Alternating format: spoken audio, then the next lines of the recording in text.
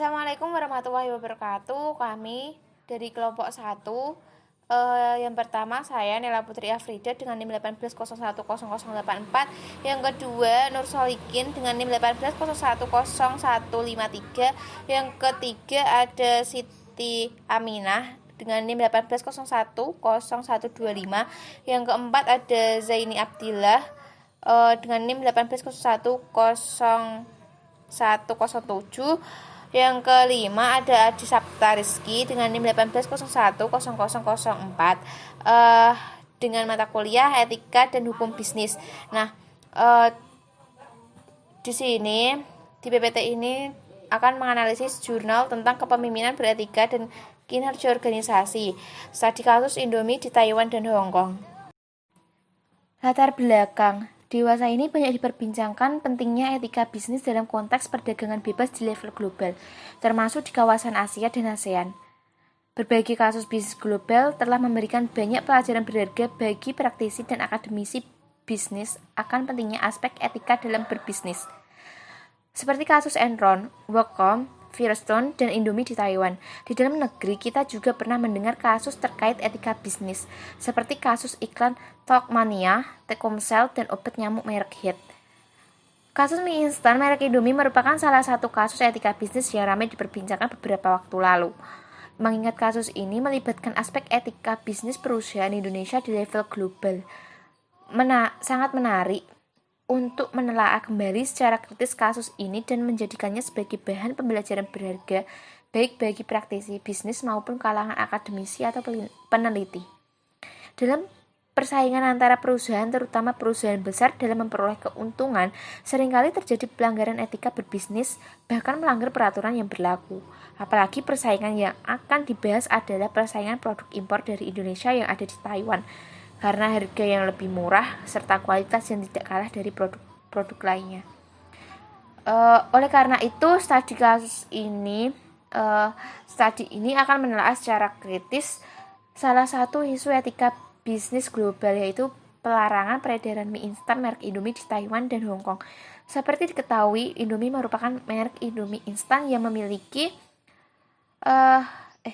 dimiliki oleh perusahaan mie instan terkemuka di Indonesia, yaitu Indofood. Secara spesifik telah akan lebih banyak dilihat dari perspektif kepemimpinan beretika atau ethical leadership. Kepemimpinan beretika digunakan sebagai landasan analisis, mengingat konsep ini relatif banyak dikaji dan menjadi pusat perhatian banyak peneliti etika bisnis di dunia. Landasan teoritis. Kasus penarikan peredaran Indomie di Taiwan dan Hong Kong. Dalam jurnal ini, kasus mie instan Indomie digunakan sebagai materi atau bahan analisis. Kasus ini bermula dari adanya penarikan peredaran atau larangan beredarnya mie instan merek Indomie di Taiwan oleh pemerintah Taiwan. Pemerintah Taiwan menyebutkan bahwa kebijakan penarikan atau pelarangan ini disebabkan oleh adanya kandungan bahan pengawet yang berbahaya bagi manusia dalam mie instan merek Indomie. Disebutkan zat yang terkandung dalam Indomie adalah metilparahidroksin benzoat dan benzonik aksid atau asam benzoat. Kedua zat tersebut biasanya hanya boleh digunakan untuk membuat kosmetik. Pada Jumat 8 Oktober 2010, pihak Taiwan telah memutuskan untuk menarik semua jenis produk Indomie dari peredaran. Demikian pula di Hong Kong. Dua supermarket terkenal juga untuk sementara waktu tidak memasarkan produk dari Indomie. Terus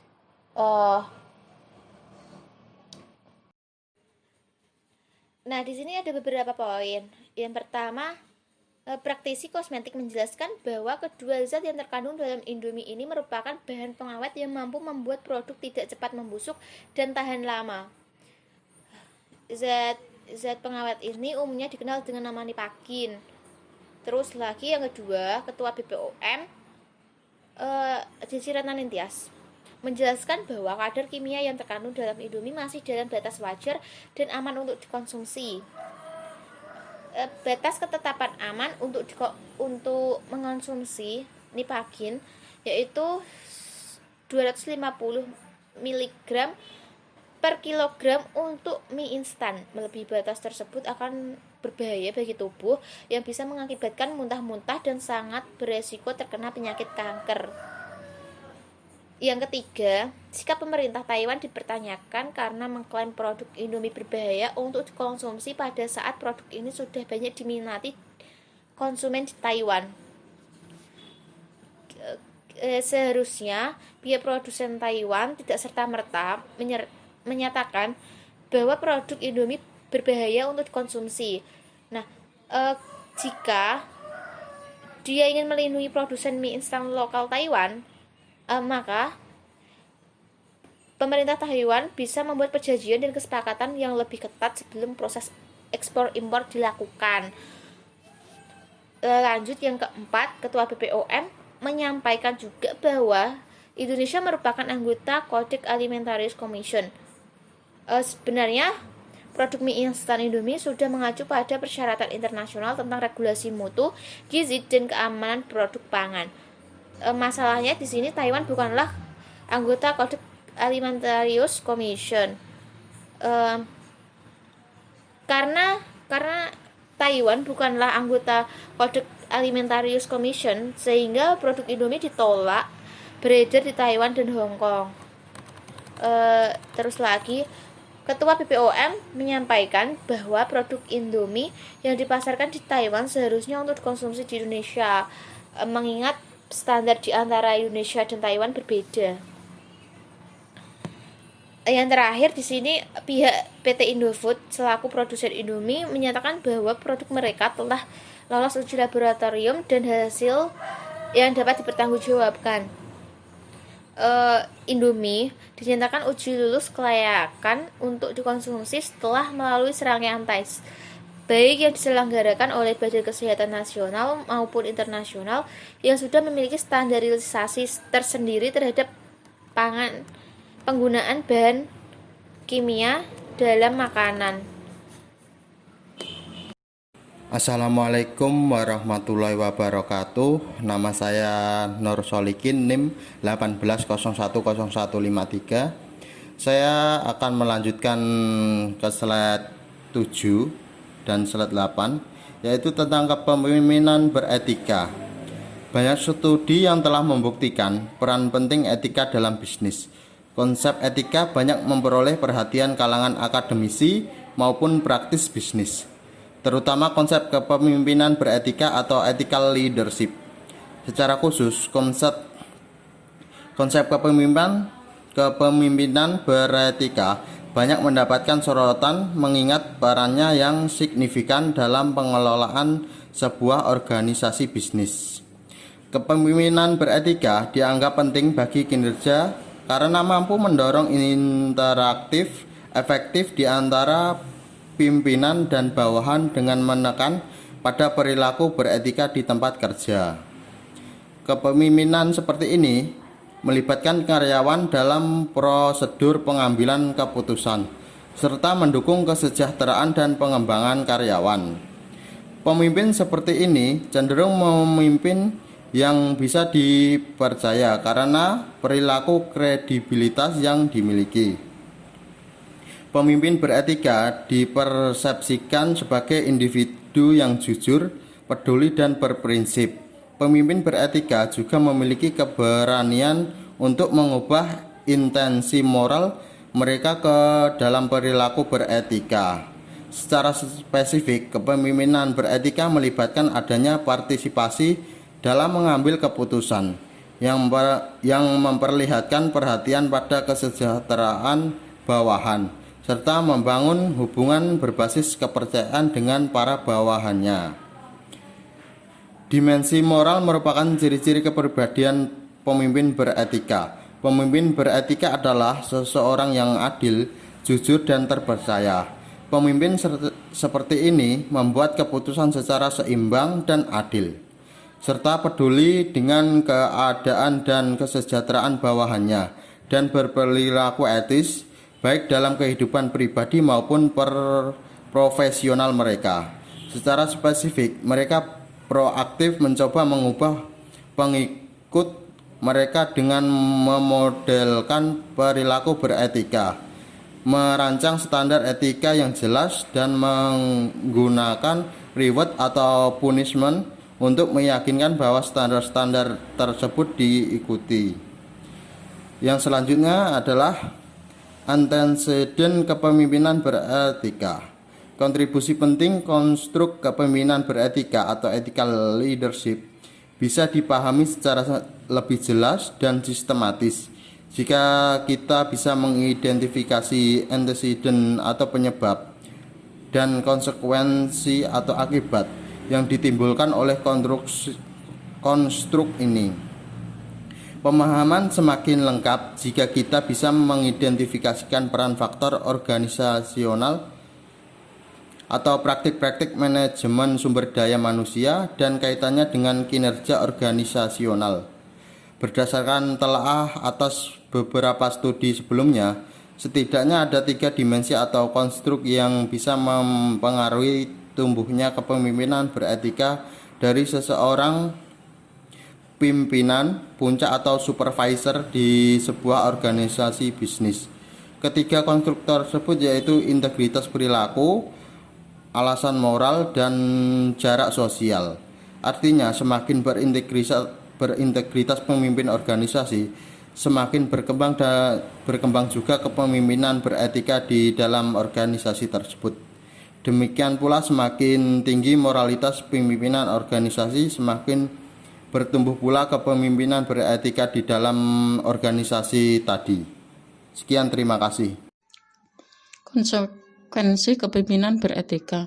Dari berbagai studi menemukan adanya pengaruh signifikan kepemimpinan beretika terdapat beberapa konstruk, yaitu 1. Perilaku etis, yang kedua komitmen efektif, ketiga kepercayaan terhadap organisasi, keempat kemauan untuk merekomendasikan organisasi, kelima kemauan untuk melaporkan permasalahan, keenam kesejahteraan karyawan, 7 kepuasan kerja, 8 intensi perilaku etis, yang 9 otonomi pekerjaan, 10 sifat kehati-hatian, 11 perilaku yang berorientasi hubungan, 12 kualitas pertukaran pemimpin dengan anggota, 13 hubungan pelanggan, 14 intensi untuk keluar atau tinggal, 15 keterlibatan karyawan dalam pekerjaan. Dalam kasus ini, perilaku tidak etis bisa menjadi salah satu penyebab potensial menurunnya kinerja Indofood. Seperti telah diteliti dalam kasus ini, Indofood dinilai telah melakukan tindakan tidak beretika oleh pemerintah Taiwan dan perusahaan di Taiwan dan Hong Kong. Pihak Taiwan dan Hong Kong berargumen bahwa ada kandungan bahan pengawet yang berbahaya bagi manusia dalam Indomie, yaitu metil parahidroksibenzoat dan benzoic acid. Implikasinya, otoritas atau pemerintah Taiwan dan perusahaan di Taiwan dan Hong Kong meresponnya dengan mengeluarkan kebijakan menarik atau melarang peredaran merek Indomie di pasar Taiwan dan Hong Kong. Perilaku tidak etis yang dilakukan oleh Indofood ini kemungkinan bisa disebabkan oleh lemahnya iklim etis dalam organisasi Indofood. Misal, tumbuhnya iklim egoistis, adanya intensi atau niat yang kuat untuk berperilaku tidak etis, atau lemahnya kepemimpinan beretika di dalam organisasi Indofood. Sebagai perusahaan mie terbesar dan terkemuka di Indonesia, Indofood tentu memiliki kemampuan, kekuatan, dan potensi diri yang tidak diragukan. Permasalahan ini bisa muncul saat keyakinan atas kemampuan, kekuatan, dan potensi diri ini menjadi berlebihan, sehingga menimbulkan sikap ketidakhati-hatian. Dalam kasus ini, bisa jadi faktor ketidakhati-hatian Indofood menjadi salah satu penyebab potensial menurunnya kinerja Indofood terkait dengan kasus ini. Ketidakhati-hatian ini terlihat dari sikap Indofood yang terkesan mengabaikan dan meremehkan kebijakan kandungan bahan kimia makanan yang berlaku di Taiwan dan Hong Kong. Sikap yang terkesan mengabaikan atau meremehkan kebijakan kadar kimia makanan yang berlaku di Hong Kong bisa dilihat dari pernyataan pembelaan diri pihak Indofood. Indofood menyebutkan bahwa produk Indomie telah lolos uji laboratorium dan telah diterima dengan baik oleh konsumen Indonesia selama berpuluh-puluh tahun. Pernyataan ini sebenarnya menegaskan bahwa Indofood seolah-olah melupakan signifikansi bahwa produk Indomie ini akan dipasarkan di negara lain yang memiliki kebijakan berbeda. Selain faktor ketidakhati-hatian,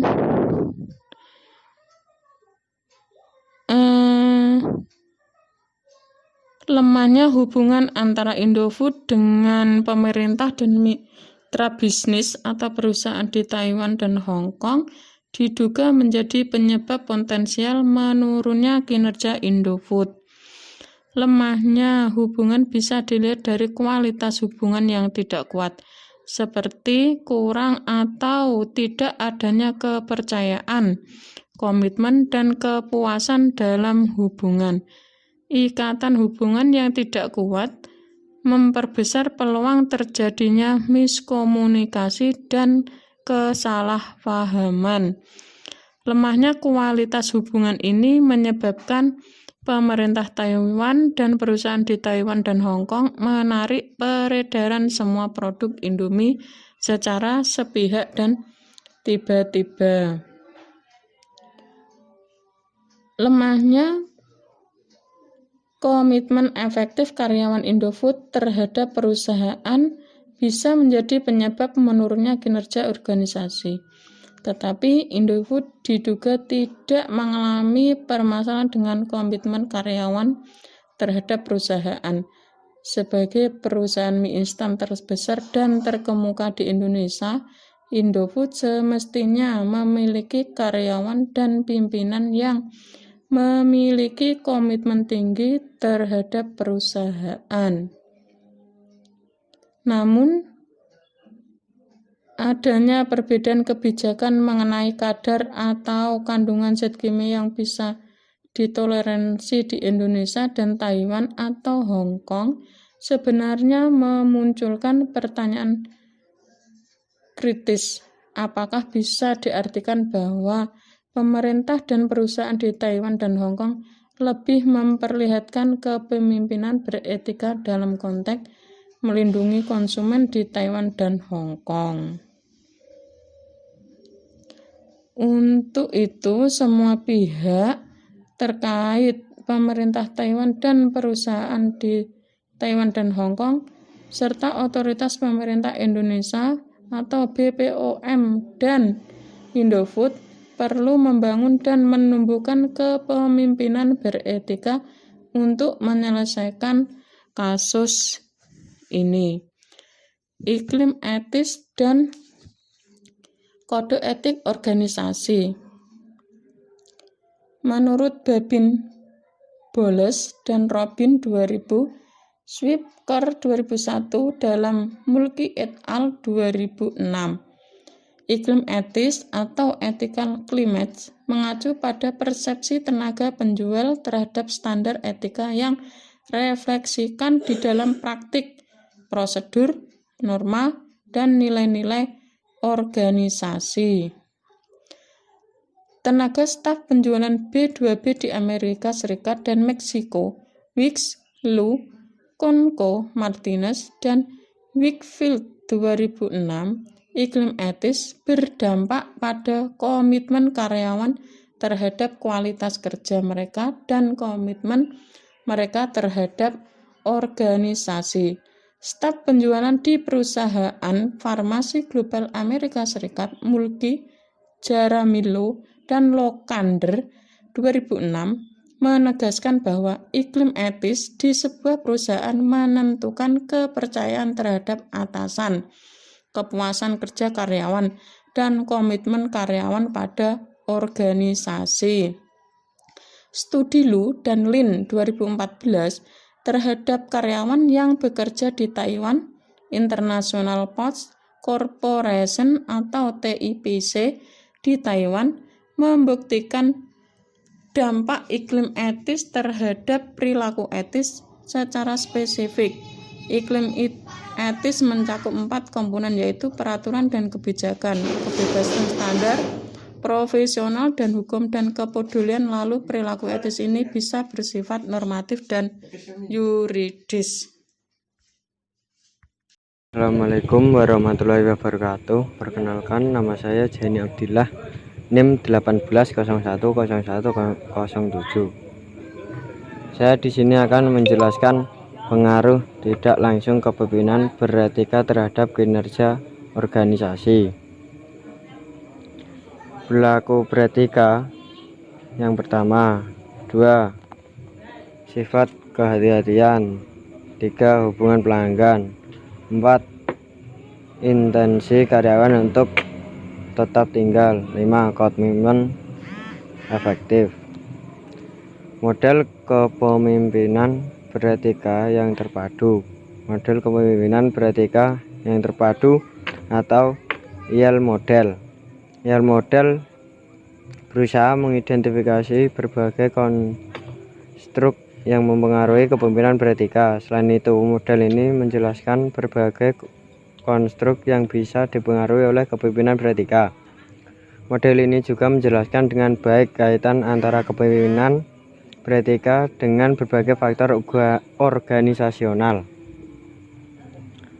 dan kinerja organisasional. Jadi model ini mampu mengidentifikasi kemampuan antesiden, penyebab dan akibat, konsekuensi kepemimpinan beretika serta implikasinya bagi kinerja organisasi.